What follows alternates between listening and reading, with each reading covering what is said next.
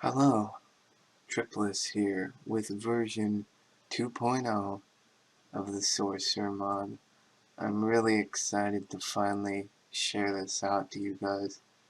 It's been like, I don't know, I think a month and a half now in the making or something. Making changes to the Sorcerer mod, trying to make improvements, all this crazy stuff.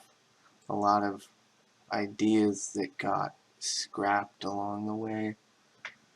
Time spent on that, not just the creation of features. If it sounds like I'm the opposite of excited, it's partly because the other people in this building are currently sleeping and I don't want to do the shouty thing. So I'm just gonna talk kind of at a lower volume level, but I've boosted the levels on my microphone way up, so it should pick up the sound pretty clearly. I don't want to show everything that's changed in this video because it would take too long, but just to show you some things that wouldn't necessarily be clear in game from notifications and such alone.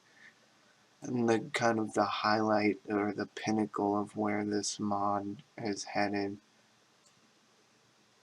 If you used the mod in the past, you may now at this point be familiar with the concept of how it worked before, that you have an alignment bar, and as you progress in that alignment bar you unlock a variety of dark and light spells. That's sort of the same, but not really. You still have an alignment bar, but the impact of it is different. The main impact you're now going to have is from your dark or light skill called black arts and white arts, which as you progress in that skill you'll unlock a variety of spells along the way, both light and dark. Note that you can level both if you wish to do that. It's going to take you a bit longer, you know, you'll have to put more time into it, and there is some kind of inertia built into alignment where if, for example, you're at 50 light alignment, then it's going to cost you a bit more magical connection to cast dark spells than it otherwise would.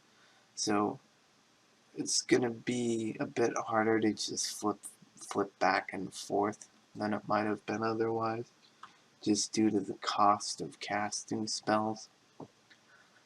The other thing that I really wanted to show off in this video is that the sort of devoting yourself to the light or dark, which now kind of has an official name to it, before you could transcend or you could become immortal, light or dark, that was kind of the thing. Now there are 3 different rituals for light and dark each, to devote yourself to the dark or devote yourself to the light. I have this guy, he hasn't devoted himself to anything yet, just so I can show you. I'm going to have him do the ritual of might, and at the end of that he'll get a special trait to do with that specific ritual and a new ability, which I'm going to show you. So he gets the trait Fighter. You want to fight about it? That was like one of the worst versions of that accent I've ever done in my life. It's weird doing it when I'm trying to be quiet. So, he gets a special ability from that that shows up under the mean pie menu.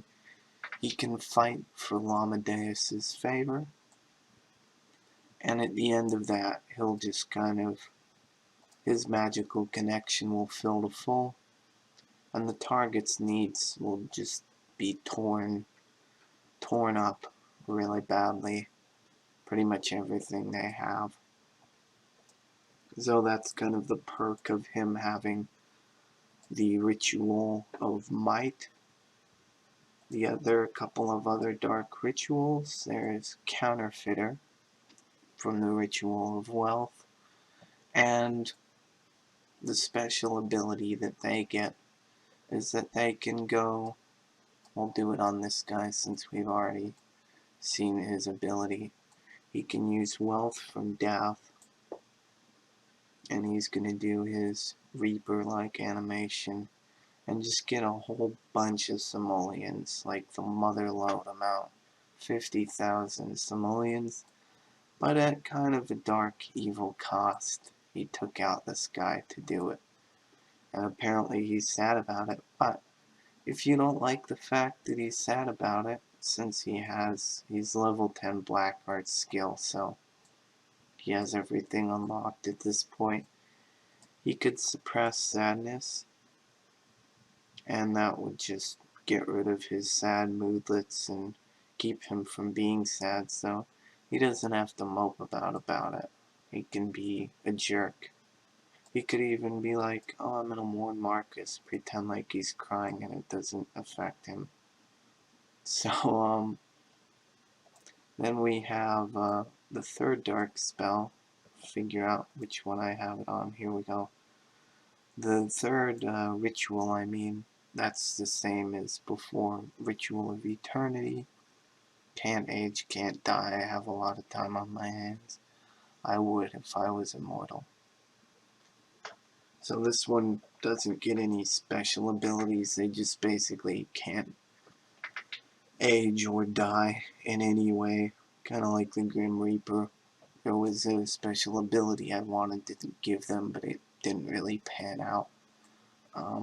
Then we have the three light rituals. We have Ritual of Salvation, those cool sunglasses, because being a savior is the cool thing to do. It's what all the cool kids are doing. And they get a special ability, Sacrifice Magical Connection.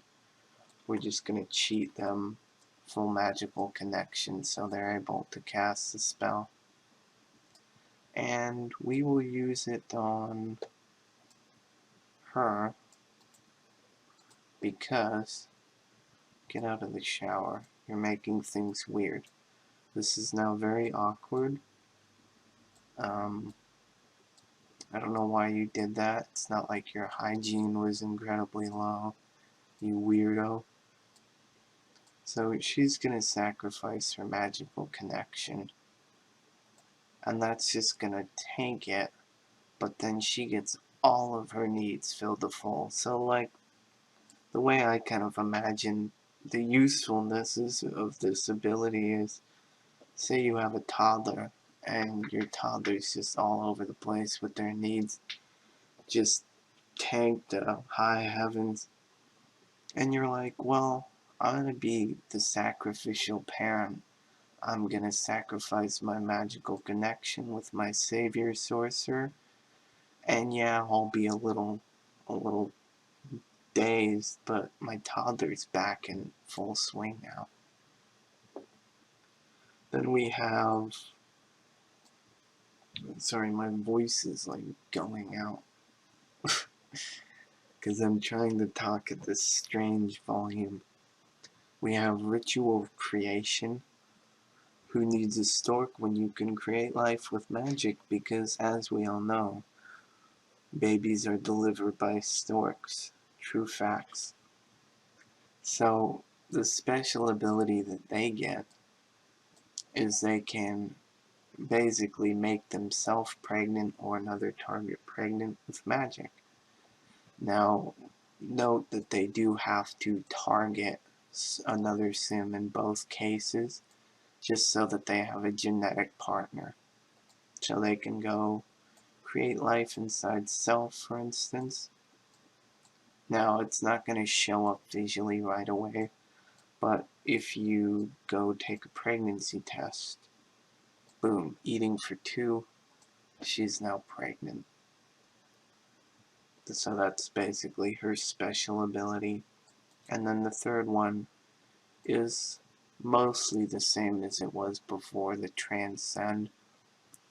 From Ritual of Transcendence, some people didn't like the fact that the Find buff just kind of is there forever unless you, well, now you can choose to rethink your light commitment, but you don't really have a choice in the matter as to whether it's up. So I thought asking for a toggle was a reasonable request, and so I built one. So he can release emotions, no longer has the buff, or he can go in and transcend emotions and bring it back. So there's a little bit more control there. You can be transcendent of emotions when you want to be, and if you don't want to be, you don't have to be. But you're still a transcended sim, 'cause you're just that powerful. The other most noteworthy kind of essential thing that you need to know about the skill, which doesn't start at 10, in case you're wondering. That's my dry humor for you. Of course, you log in and your skill starts at 10. No, it starts at nothing, not even appearing on your bar. To level it, the primary way of leveling it, we need to find someone who is not a sorcerer so that I can show you. Let's use teleport as Lamadeus' torch to drag Katrina Caliente over here. So she's now in distance. And renew magical connection. Previously it was you would drain a need or sacrifice a need, and that was kind of it. They were more or less instant, big kind of showy thing. That still exists, but it doesn't become unlocked until you are level 10 in the skill. Early on, once you've become a sorcerer, once you've chosen your ritual to the point that you have magical connection and alignment, you'll now have a slightly different version of draining or sacrificing a need, which is called bonded. So he wants to get his fun up because he's not having a lot of fun standing around, and he's gonna go over and drain her fun. So this is how it works. Kind of cycle through some animations here from the voodoo doll, which looks a bit funny. Kind of looks like a crazy person.